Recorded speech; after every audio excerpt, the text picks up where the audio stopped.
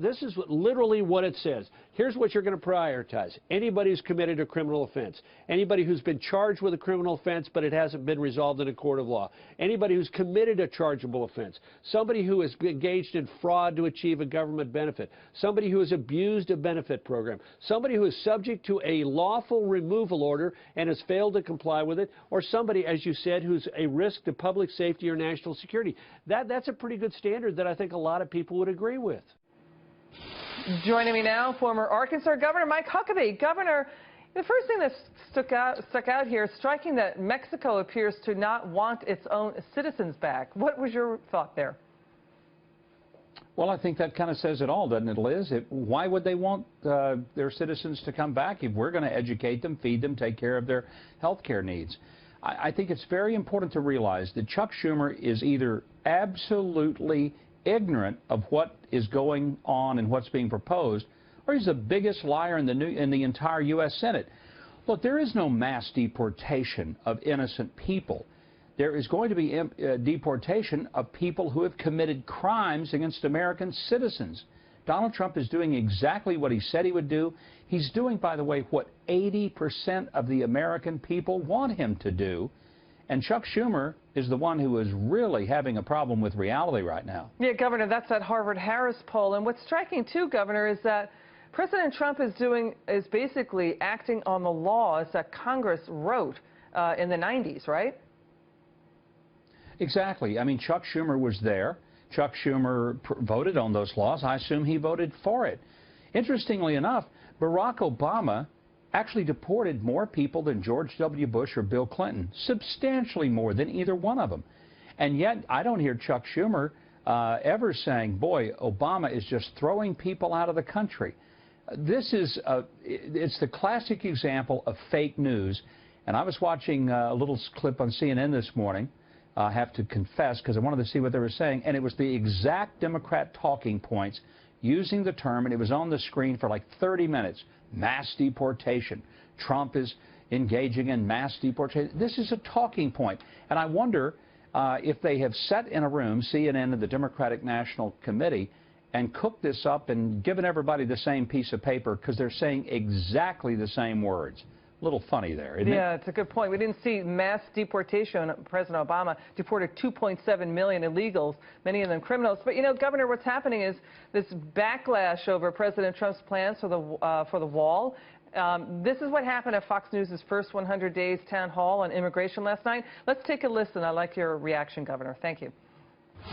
I'm horrified. This is not the country I immigrated to. I'm a native Berliner. I grew up with the wall. I know what the wall does to families. I witnessed people getting shot crossing over the wall. And I see us as a nation going towards that again. It's horrifying. I was in Berlin when the wall was up, and the wall was meant to keep people in because the communist system was so horrible. This wall is being designed to protect our borders. We're a sovereign nation. We should have sovereign borders. I mean, that's the point. I mean, we always hear, Governor, about the Berlin Wall. It's not the right analogy. It's so much wrong about this debate from the left. It keeps wrongfully bringing up the Berlin Wall. That gentleman had it right. That was about communist oppression. It was about keeping people in. And, Governor, you and I have talked about this. Europe has built about 750 miles of fencing and borders since World War II.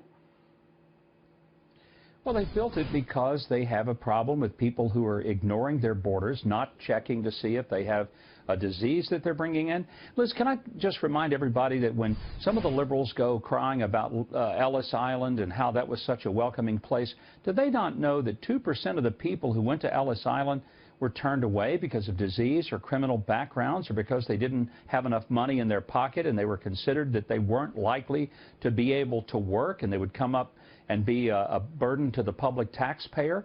I mean, this is our history, whether we like it or not, and it's frankly a reasonable history. I think liberals are going to have to come up with a new argument because most Americans aren't buying this. We are not just running around grabbing up people and busting up families and shipping them across the border. That's really simply wrong. not happening. Yeah, Governor, it's wrong. And it should be noted that 26 Democrats in 2006, including Senator Obama, then Senator Obama, Senator Joe Biden, Hillary Clinton, Ron Wyden, Barbara Mikulski, they voted for a border wall, for fencing in 2006. Yeah. 26 of them. Let's switch gears, though. We've got a new Trump refugee order for the 7 terror hotspots nearing completion. Let's take a listen. The rulings from those courts were flawed, erroneous, and false. The president's actions were clearly legal and constitutional and consistent with the long-standing tradition of presidents in the past to exercise the authority in the Immigration and Nationality Act to suspend immigration when it poses a threat to our security. And that's what the president will do. In the next few days, we'll roll out the details of what that action will be. Stephen Miller has been questioned, basically a challenge on both sides of the political aisle.